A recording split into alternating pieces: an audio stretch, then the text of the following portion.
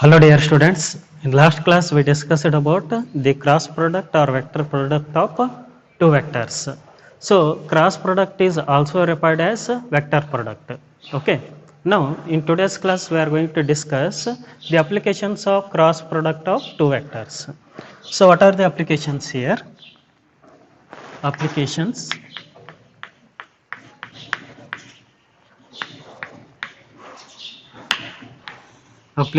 of cross product of two vectors. First application is that the area of the parallelogram is equal to the cross product of two vectors which representing the adjacent sides of the parallelogram here. What is the first application? Area of parallelogram. Area of parallelogram is equal to area of parallelogram is equal to the cross product of is equal to the cross product of two vectors is equal to the cross product of two vectors which representing means these two vectors representing the two adjacent sides of the parallelogram. The cross product of two vectors which representing the two adjacent sides of parallelogram. Two adjacent sides of parallelogram.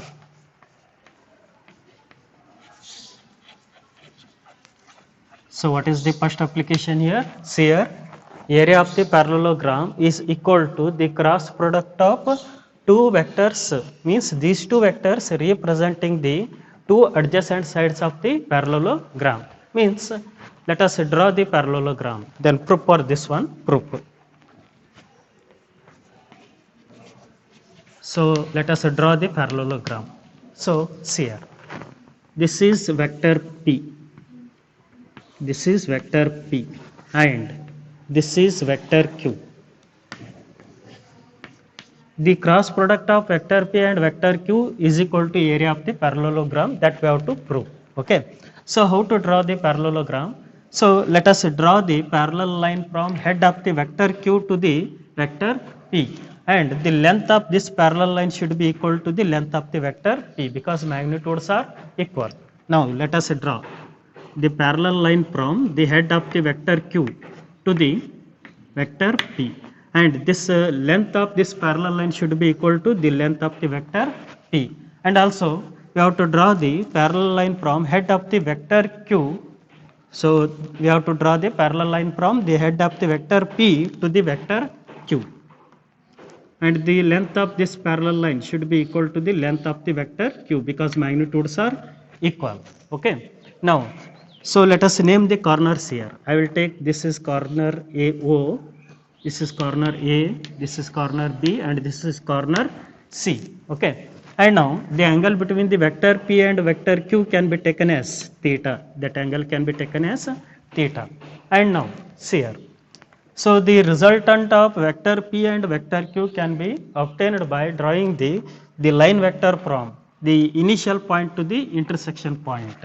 O is called initial point and B is intersection point, because at this point these two parallel lines will be meet. That is why this point is called intersection point. Now this is the line drawn from initial point to the intersection point. That gives the resultant of vector P and vector Q. But what we need the area of the parallelogram, and this area of the parallelogram is equal to the cross product of vector P and vector Q. So that is why, so this is the way to draw the parallelogram, and this is the way to find the resultant of vector P and vector Q. Then we have to find the area of the parallelogram. Then how to find the area of the parallelogram? So let us draw the perpendicular line from C to the OA. C to the OA. Now this is, I will take CM. So CM is the perpendicular line drawn to the OA. Then what is the area of the parallelogram? Area of the parallelogram is nothing but base into perpendicular distance. What is base here? OA is the base, which is perpendicular distance, CM is the perpendicular distance. See here, area of the parallelogram is equal to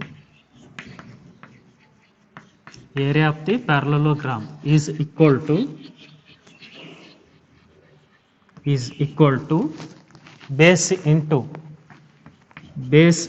perpendicular distance, So in the diagram, which is base, OA is the base, OA into which is perpendicular distance is CM is the perpendicular distance. So what is the area of the parallelogram? The area of the parallelogram is nothing but it is the base into perpendicular distance. Okay. Now what about base? Base is nothing but it is the magnitude of vector P. OA is nothing but magnitude of vector P. So magnitude of vector P can be written as P, and we have to find CM. How to find the CM? From the right angle triangle. From the right angle we are going to find the CM. So that is OMC. Okay, this is 90 degree. Then now sine of theta is equal to, because we need CM means we need opposite side. Hypotenuse is known, but we need opposite side. To find the opposite side, we are going to use the sine function. That is sine of theta is equal to opposite side CM divided by hypotenuse is OC. So what is OC here? OC is nothing but the magnitude of vector Q. Then CM is equal to Q into sine theta. Then CM can be written as Q into sine theta. Then what is PQ sine theta? PQ sine theta is nothing but it is the cross product of vector P and vector Q. Already we know that. What is the formula for cross product? So vector P cross vector Q is equal to PQ sine theta into unit vector n cap. But we need magnitude now. Magnitude means we have to apply mod on the both sides. See here, the magnitude of vector P cross Q is equal to PQ sine theta, because we need only magnitude but not direction here. Okay, that is why we are going to apply the mod. Then see here, the mod of vector P cross vector Q, that is PQ sine theta, means PQ sine theta is nothing but the mod of vector P cross Q. Hence this is the proof for the given application. What is the given application here? The area of the parallelogram is equal to the cross product of, or the magnitude of cross product of two vectors which representing the two adjacent sides of the parallelogram. Hence this is the first application. Then according to first application, the area of the parallelogram is equal to the magnitude of cross product of two vectors which representing the two adjacent sides of the parallelogram. Next, second application. What is second application? The area of the parallelogram in terms of diagonals of the parallelogram. Area of the parallelogram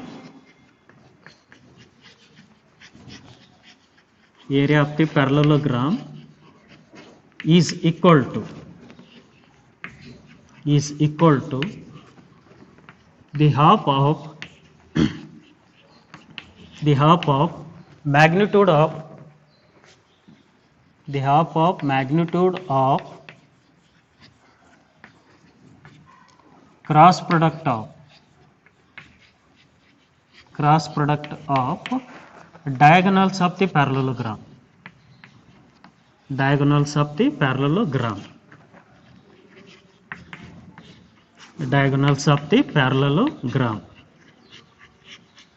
So see here, according to first application, we determined the area of the parallelogram in terms of adjacent sides of the parallelogram. Now we are going to find the area of the parallelogram in terms of the cross product of diagonals of the parallelogram. See here, how to draw the parallelogram? Already we know that. Proof. So see here, this is parallelogram, vector P and vector Q. These two are the vectors. Okay, vector P and vector Q are the vectors. So let us draw the parallelogram. So how to draw the parallelogram? So we have to draw the parallel line from head of the vector Q to the vector P.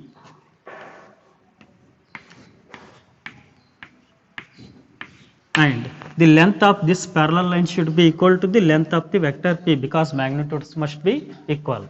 Next, again we have to draw the parallel line from head of the vector P to the vector Q. And these two parallel lines, this line should be parallel to vector P and this line should be parallel to vector Q. And these two parallel lines meet at a point. That point is called intersection point. Now let us name the corners here. O, A, B and C. These are the corners of the parallelogram. So diagonal, I will draw the diagonal. So from O to B this is one diagonal, and from C to A this is another diagonal. Means let us draw the diagonal from O to A. Diagonal from O to A. I will take, this is a diagonal D1. This is a diagonal D1. Vector D1. And let us draw the diagonal from C to A. C to A. C to A. And I will take, this is the diagonal D2. Vector D2. This is vector D2 and this is vector D1. The cross half of the magnitude of cross product of these two diagonals, that gives the area of the parallelogram, that we have to prove. See here. According to triangle law of vector addition method. So what is the diagonal D1? What is the diagonal D1? See here, OC and CB both are taken in the same order. OC and CB both are taken in the same order, and this CB is equal to OA, and here OA is vector P, na? Hence CB is also vector P. So CB is also vector P. See here, vector Q and vector P both are taken in the same order. The sum of these two vectors gives the resultant vector, and that resultant vector taken in the opposite order. See here. This is from O to C, then C to B. O to C and C to B both are taken in the same order. The sum of these two vectors gives the resultant vector, and which is taken in the opposite order. The resultant vector taken in the opposite order. Which is taken in the opposite order? Vector D1 is taken in the opposite order. This is D1. And this is vector Q and this is vector P. Okay. Then now, the resultant of vector Q and vector P, that gives the vector D1. So D1 is equal to, vector D1 is equal to vector Q plus vector P, or vector P plus vector Q, because both are taken in the same order. Then next, we have to find D2. How to find the D2? See here. From this triangle, which triangle? OCA. So we obtained the D1 from the triangle OCB. OCB. Now we are going to determine D2 from the triangle OCA. Okay, see here. This is OA. This is OA, and next this is OC. This is OC, and this is CA. CA gives the diagonal D2. Then this is vector D2, and this is vector Q, and this is vector P. And see here, vector Q and vector D2 both are taken in the same order. That is from O to C, next C to A. And the sum of these two vectors is equal to the vector which is taken in the opposite order. So which is taken in the opposite order? That is vector P. So means vector Q plus vector D2, that is equal to vector P. Vector P. But what we need? We need D2 na? Then D2 is equal to, vector D2 is equal to, so vector P minus vector Q. Because I will take this vector Q to the right hand side, that becomes minus. Then the cross product of D1 and D2 we have to find. So how to find the cross product of D1 and D2? See here. The cross product of d1 and d2, vector d1 and vector d2. Here d1 and d2 are the diagonals of the parallelogram. See here, d1 cross d2, that is equal to, what about d1? d1 is vector p plus vector q, vector p plus vector q cross, what about vector d2? So vector p minus vector q. So by the distributive law, p cross p, p cross p means the cross product of two like vectors is always 0. Already we know that. So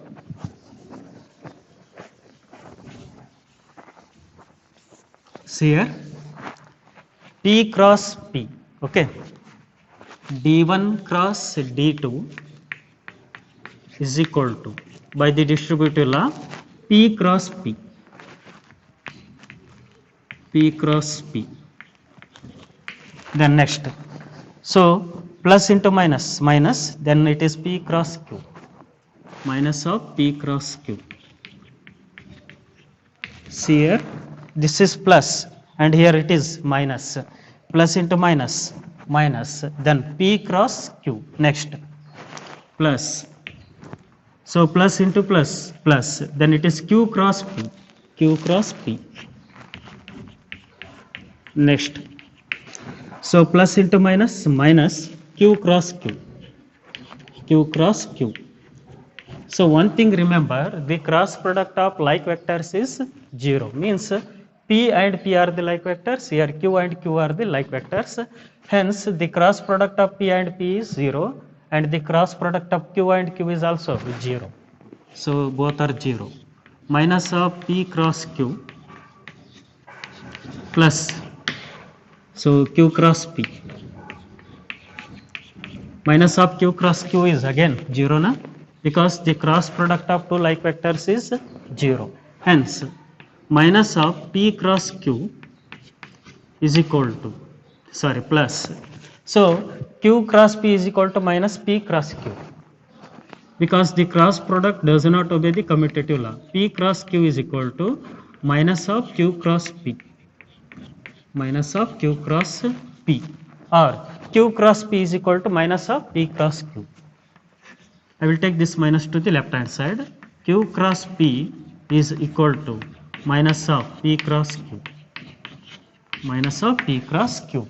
Wherever q cross p is there, I will put minus of p cross q, minus of p cross q. Then this one becomes minus of 2 into p cross q, p cross q. Okay, minus, minus taken common, p cross q plus p cross q, that is 2p cross q. Okay, now, so this is the d1 cross d2. So I will apply the mod on the both sides because we need magnitude of the vector d1 and d2. So taking mod, mod of d1 cross d2 is equal to mod of minus 2, that gives plus 2, and mod of vector p cross vector q. Then now I will take this 2 to the left hand side, then mod of vector p cross vector q is equal to 1 by 2 mod of d1 cross d2, d1 cross d2. Okay, what is the mod of p cross q? That is the area of the parallelogram. Already we know that.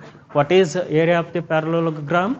Area of the parallelogram is equal to the cross product of two vectors which representing the two adjacent sides of the parallelogram. What are the adjacent sides of the parallelogram? P and q are the adjacent sides of the parallelogram. Hence area of the parallelogram is equal to,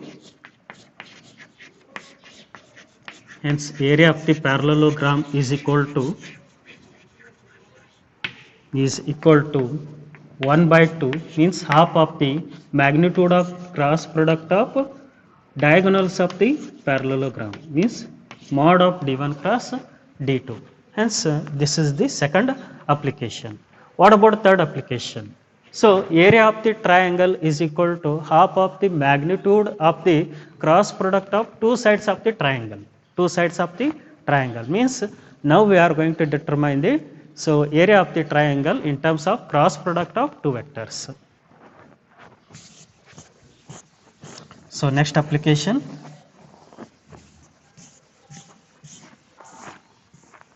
area of the triangle in terms of cross product of two vectors. What is first application? Area of the parallelogram is equal to the magnitude of cross product of two vectors which representing the two adjacent sides of the parallelogram. What is second application? Second application is the area of the parallelogram is equal to half of the magnitude of cross product of diagonals of the parallelogram. Now we are going to determine area of the triangle. Area of the triangle is equal to half of the cross product of two vectors which representing the two sides of the triangle. See here. Third one, area of the triangle. Area of the triangle. So let us draw the triangle. So this is vector P and this is vector Q. Angle between vector P and vector Q is theta. Angle between vector P and vector Q is theta. Then now we have to draw the triangle here. This is a triangle. This is triangle. Now we have to find the area of the triangle. What is the formula to find the area of the triangle? Half of base into height. Then, so base known, I will give the name to the corners O, A, B. These are the corners of the triangle. And now let us draw the perpendicular line from B to the OA. B to the OA. So this perpendicular line can be taken as BC. This perpendicular line this perpendicular line is drawn at the point C and this perpendicular line gives the height. Okay. Now area of the triangle. Area of the triangle, that is half base into height. Base is OA. OA into height. Height is BC. So height is BC. Now what about OA? OA is nothing but the magnitude of vector P, that is P. 1 by 2 P. What is the magnitude of vector P? The magnitude of vector P is P. Okay. Now we have to find BC. How to find the BC? From the right angle triangle OCB. From the right angle triangle OCB. From this right angle triangle we are going to determine the BC here. So BC is opposite to the theta and OB is known. OB is hypotenuse, BC is opposite side. Hence we have to use the sine function. What is sine function? In order to find the opposite side we are going to use sine function. Sine of theta is equal to opposite side BC divided by hypotenuse, that is OB. OB is nothing but the magnitude of vector Q, that is Q. Then BC is equal to Q into sine theta. Q into sine theta. Then what about BC? BC is nothing but Q into sine theta. What is PQ sine theta? It is cross product of vector P and vector Q. Means PQ sine theta is the magnitude of cross product of vector P and vector Q. 1 by 2 the cross product of P cross Q. So P cross Q is nothing but PQ sine theta. The mod of P cross Q that gives the magnitude of P cross Q. Okay. Now the area of the triangle, that can be, I will take capital A. Capital A. Hence these are the three applications related to the cross product of two vectors.